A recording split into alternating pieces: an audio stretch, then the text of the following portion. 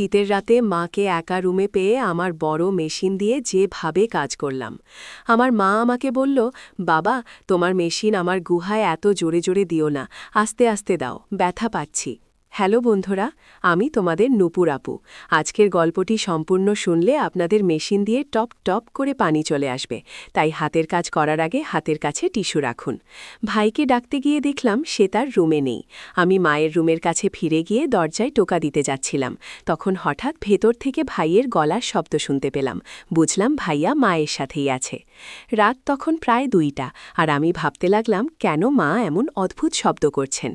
সারা রাত সেই রুম থেকে একই ধরনের আওয়াজ আসছিল, যা আমাকে ঘুমাতে দেয়নি। ভাবছিলাম ভাইয়া মায়ের রুমে সারা রাত কী করছে, চিন্তায় পাগল প্রায় হয়ে গেলাম। আর সারা রাত একটুও ঘুমাতে পারলাম না। তাই ভাবলাম মা অসুস্থ কিনা দেখে আসি। সেখানে গিয়ে যা দেখলাম তা দেখে আমি হতভম্ব হয়ে যাই। দেখলাম ভাইয়া আর মা। দয়া করে গল্পগুলো ভালো লাগলে ভিডিওটি লাইক, শেয়ার এবং চ্যানেলটি সাবস্ক্রাইব করো প্লিজ। আমি প্রিয়া। 1 বছর আগে আমার দাদু ঠাকুমা আমাদের সঙ্গে থাকত। একদিন আমার ঠাকুমা আর মা বাজারে যাওয়ার পথে দুর্ঘটনায় পড়েন। সেই দুর্ঘটনায় মা এবং ঠাকুমা আমাদের ছেড়ে চলে যান। তখন থেকে বাড়িতে আমরা মাত্র 4 জন ছিলাম, আমি, আমার ভাই, দাদু আর বাবা। পাড়া প্রতিবেশীরা বাবাকে পুনরায় বিয়ে করার জন্য পরামর্শ দিতে থাকেন, কিন্তু বাবা তাতে রাজি হননি। 8 মাস আগে দাদু আমাদের বাড়িতে একজন কাজের মেয়েকে রাখেন। আমি তখন 13 বছর বয়সী ছিলাম, তাই রান্নার চেষ্টা করলেও সবসময় সফল হতাম না। এদিকে বাবার রেস্তোরাঁও যাওয়া আসা চলত, এবং সেখানে এক 27 বছর বয়সী মেয়ে নিয়মিত আসত। তার নাম মারিয়া, এবং সে বাবার থেকে প্রায় 15 বছর ছোট ছিল। তবুও সে বাবার প্রতি আগ্রহী ছিল, বাবাকে অনেক পছন্দ করত, আর বাবা তখন 42 বছর বয়সী ছিলেন। একদিন মারিয়া হাত মুখ ধুয়ে বিশ্রাম নিচ্ছিল যখন আমার বাবা ডিনার করতে গিয়েছিলেন একটি রেস্তোরাঁয়। সেখানে একটি মেয়ে একা বসেছিল, এবং কিছু বেপরোয়া যুবক এসে তাকে বিরক্ত করতে শুরু করে। বাবার নজরে বিশ্বাসটা পড়ে, তাই তিনি গিয়ে মেয়েটির পাশে বসে কথা বলতে শুরু করেন। এতে যুবকরা সরে যায়। এরপর থেকে মারিয়া আর আমার বাবার মধ্যে আলাপচারিতা শুরু হয়। যতবারই আমরা রেস্তোরাঁও যেতাম, মেয়েটি আমাদের টেবিলে এসে বাবার সঙ্গে কথা বলত। ধীরে ধীরে আমার বাবার সঙ্গে মেয়েটির সম্পর্ক বাড়তে থাকে। একদিন মেয়েটি বাবাকে জানায় সে একটি রুম ভাড়া নিতে চায়, বাবার সাথে সময় কাটাতে চায়, কিন্তু বাবা বিশ্বাসটা এড়িয়ে যান। পরদিন মেয়েটি আবার ফোন করে বাবাকে রাজি করানোর চেষ্টা করে, কিন্তু এরই মধ্যে কিছু লোক মারিয়াকে বাধা দেয় এবং বিব্রতকর পরিস্থিতি সৃষ্টি করে। একজন সাহসী মানুষ হিসাবে আমার বাবা মারিয়াকে রক্ষা করতে এগিয়ে যান। পরিস্থিতি সামলাতে বাবার কিছু সাহসী পদক্ষেপ নিতে হয়, এবং অবশেষে মেয়েকে বিপদ থেকে মুক্তি পায়। এই ঘটনার পর মারিয়া এবং আমার বাবার সম্পর্ক আরও গভীর হয়, এবং তারা বিয়ে করে। এখন মারিয়া আমাদের পরিবারের অংশ, এবং আমার নতুন মা হয়ে উঠেছেন। প্রথমবারের মতো আমি তাকে দেখলাম, তিনি অনেক সুন্দর।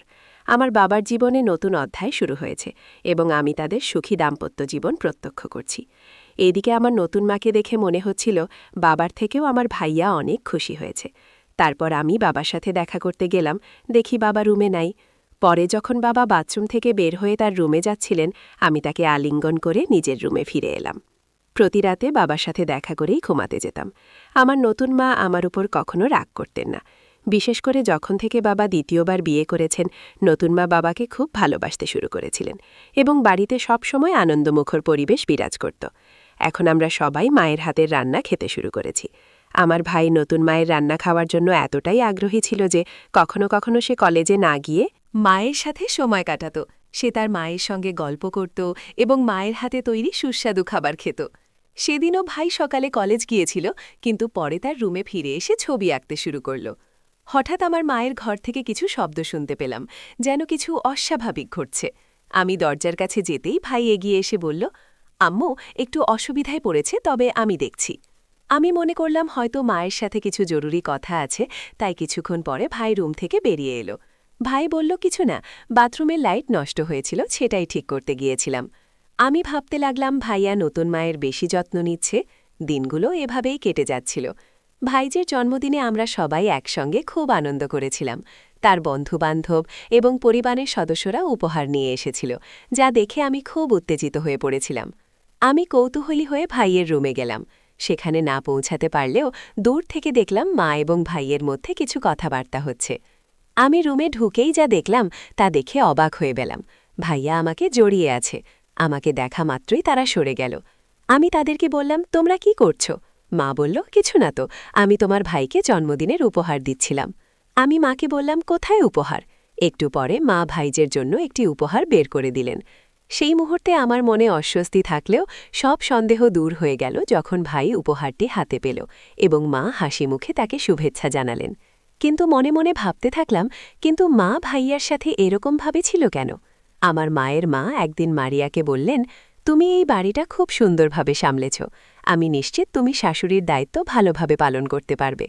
তখন আমার নতুন মায়ের মা অর্থাৎ আমার দ্বিতীয় নানি আমাদের বাড়িতে এসে ভাইয়ার জন্য বিয়ের প্রস্তাব দিলেন। ভাইজাও বলল, এখন কি আমার বিয়ের সময় হয়েছে? নতুন মা যখন ভাইজের বিয়ের কথা শুনলেন, আমাদের মা বললেন যে এখনই বিয়ের জন্য সঠিক সময় নয়। তিনি বললেন, ভাইজের বিয়ে কিছু সময়ের জন্য স্থগিত থাকুক, এরপরে তিনি এ বিষয়ে আলোচনা শেষ করেন। মা আসার পর থেকে 1-5-2-0 দিন কেটে গেল এবং আমি মাঝে মাঝে ভাইয়ের রুমে যেতাম। 1 মাস কেটে গেল এভাবে। সবসময় ভাইয়া মায়ের সাথেই বেশি সময় কাটাত। একদিন আমার মা মারিয়া কিছু কথা বললেন, যা শুনে আমি হতবাক হয়ে গেলাম। তিনি বললেন, তোর ভাই প্রতি রাতে ঘুম থেকে উঠে কোথাও যায়। এটা শুনে আমার মনে হলো ভাইয়ের সাথে কথা বলা দরকার। কিছুক্ষণ পরে ভাই বাড়িতে এলে দেখি মা তাকে খাওয়াচ্ছেন। আমি বাবার রুমে গিয়ে বাবার সাথে কথা বললাম। একদিন রাতে আমি দেখলাম ভাইয়ের রুমে কিছু অস্বাভাবিক ঘটনা ঘটছে। আমি বুঝতে পারলাম যে দুজনের মধ্যে কিছু চলছে। সেই রাতে বাবা বাড়িতে আসেননি, কারণ তাকে কাজের জন্য বাইরে যেতে হয়েছিল। আমি দেখলাম ভাই মায়ের সাথে কথা বলছে এবং তারা দুজনেই কিছুটা আবেগপ্রবণ হয়ে পড়েছে। আমি ভাইয়ের চোখের জল মুছে দিয়ে তাকে সান্ত্বনা দিলাম। এই সময় আমি প্রথমবারের মতো দেখলাম মায়ের মুখেও একটা বিষণ্ণতা ছিল। আমি রান্নাঘরে গিয়ে মায়ের জন্য পানি নিয়ে এলাম এবং বললাম, মা, তুমি কেঁদো না, আমি তোমার পাশে আছি। কিন্তু কী বিষয়ে তারা কষ্ট পাচ্ছে সেটা তারা আমাকে বলল না। এরপর 5 দিন এভাবেই কেটে গেল। আমার ছবি তোলার শখ ছিল, তাই আমি নতুন মায়ের ছবি তোলার সিদ্ধান্ত নিলাম। মায়ের রুমে গিয়ে তাকে বসতে বললাম এবং তার ছবি তোলা শুরু করলাম। মা তার চুলগুলো সরিয়ে একদিকে বসেছিলেন আর আমি ছবি তুলতে লাগলাম। হঠাৎ দেখি মায়ের পিঠে কিছু দাগ রয়েছে। মা বললেন, এগুলো তোমায় ভারত আসার চিহ্ন। কিন্তু আমি জানি বাবা গত 5 দিন বাড়িতে ছিলেন না। তখনই বুঝলাম মা আমাকে পুরো সত্যটা বলেননি। আমার ভাইয়ের প্রতি সন্দেহ আরও বেড়ে গেল। পরের দিনগুলোতে আমি মায়ের অনেক ছবি তুললাম এবং সেগুলো আমার রুমে রাখলাম। মায়ের ছবিগুলো দেখে আমার মনে একটা অদ্ভুত অনুভূতি জাগল। আমি বুঝতে পারছিলাম কিছু একটা ঠিক নেই। ভাইয়ের কথা মনে পড়ে আমি একটু চিন্তিত হয়ে পড়লাম। মা ও ভাইদের সম্পর্কের বিষয়ে আমি নিশ্চিত নেই, কিন্তু মনে হচ্ছিল যে বিশ্বাসটা হালকাভাবে নেওয়ার নয়। মা আর ভাইয়ার মধ্যে কিছু একটা চলছে, কারণ মা সবসময় ভাইয়ার সাথেই থাকে। মা ও ভাইকে একসঙ্গে অনেকবার দেখেছি এবং তাদের ছবি তুলেছি, যদিও কখনোই তাদের না জানিয়ে। একদিন বিকেলে তোলা ছবিগুলো দেখাতে মায়ের ঘরে যাওয়ার সিদ্ধান্ত নিলাম। সেদিনও বাবা বাড়িতে ছিলেন না, তাই আমি ভেবেছিলাম মা হয়তো এখনও জেগে আছেন। রাত প্রায় 12টার দিকে মায়ের রুমের কাছে পৌঁছে গেলাম এবং রুম থেকে কিছু অদ্ভুত আওয়াজ শুনে চিন্তিত হয়ে পড়লাম যে মা হয়তো অসুস্থ। ভাইকে ডাকতে গিয়ে দেখি সে তার রুমে নেই। তখন আমি মায়ের রুমের কাছে ফিরে এসে দরজায় টোকা দিব। তখনই দরজার ভেতর থেকে ভাইয়ের আওয়াজ শুনতে পেলাম। তার মানে ভাইয়া মায়ের সাথেই আছে। তখন প্রায় রাত 2টো বাজে এবং ভাবলাম কেন মা এমন অদ্ভুত আওয়াজ করছেন। সারা রাত সেই রুম থেকে একই ধরনের আওয়াজ আসছিল, যা আমাকে ঘুমাতে দেয়নি। ভাইয়া মায়ের রুমে সারা রাত কী করছে? আমি চিন্তায় চিন্তায় পাগল হয়ে যাচ্ছিলাম। সারা রাত ঘুমাতে পারিনি। পরের দিন সকালে আমি স্কুলে যেতে পারিনি, তাই বাড়িতে থাকলাম। নাস্তার সময় দেখলাম মা খুব খুশি মনে নাস্তা করছেন এবং ভাইরাও উচ্ছ্বসিত। তারা দুজন আজ মনে হচ্ছিল অনেক খুশি। হঠাৎ আমার পায়ের ওপর কিছু পড়ল, তাই মাথা নিচু করে দেখতে দেখি ভাইয়ের পা নড়াচড়া করছে আমার পায়ের সাথে।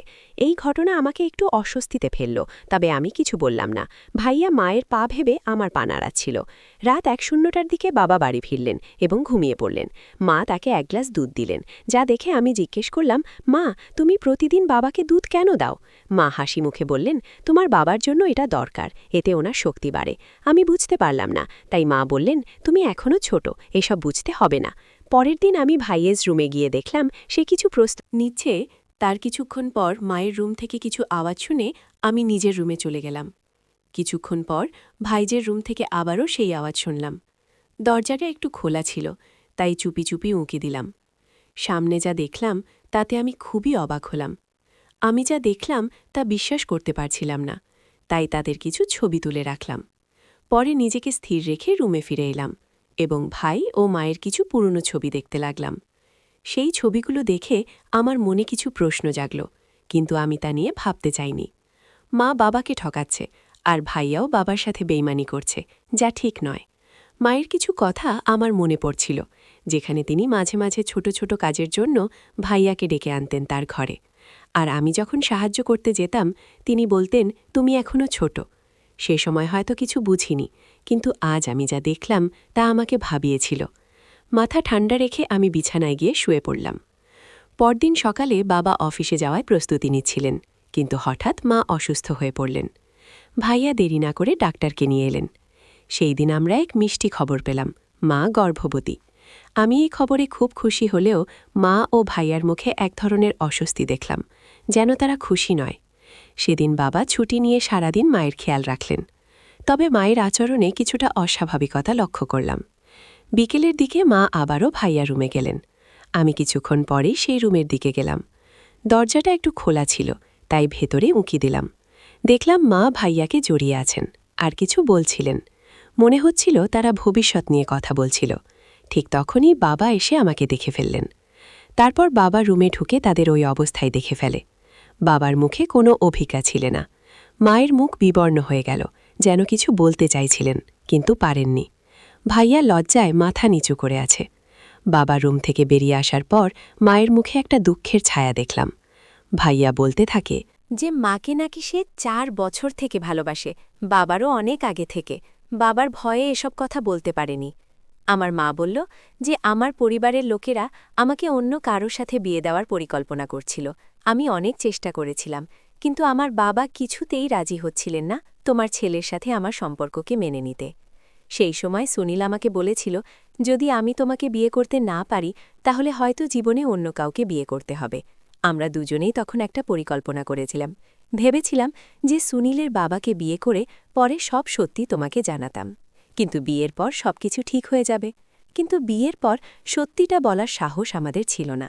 আমাদের তাই প্রতিদিন আমি দুধের মধ্যে ঘুমের ওষুধ দিয়ে তোমাকে ঘুমিয়ে রাখতাম, যাতে আমাকে তুমি না স্পর্শ করো। তার মানে বিয়ের পর থেকে বাবা মাকে একবারও স্পর্শ করেননি। তার মানে মায়ের পেটে বাচ্চার বাবা তাহলে আমার ভাই। আর আমার মায়ের কথাগুলো শুনে বাবা এসে তার কাঁধে হাত রেখে বললেন, সুনীলের ভাগ্যে সঠিক সুযোগ কখনোই আসে না, তাই সুযোগটা কাজে লাগানো উচিত ছিল। বাবা আরও বললেন, যদি তুমি আমাকে আগে জানাতে তাহলে তোমার জন্য সবকিছু ঠিকঠাক করতাম এবং তোমার পড়াশোনাও শেষ করতে সাহায্য করতাম। এরপর সুনীলকে বাবা মাফ করে দিলেন, কারণ তিনি তার নিজের সন্তানের ভুলগুলো মেনে নিয়েছেন, কিন্তু মনে মনে অনেক কষ্ট পেয়েছেন। পরের দিন বাবা তাদেরকে মন্দিরে নিয়ে গিয়ে বিয়ে দিয়ে দিলেন।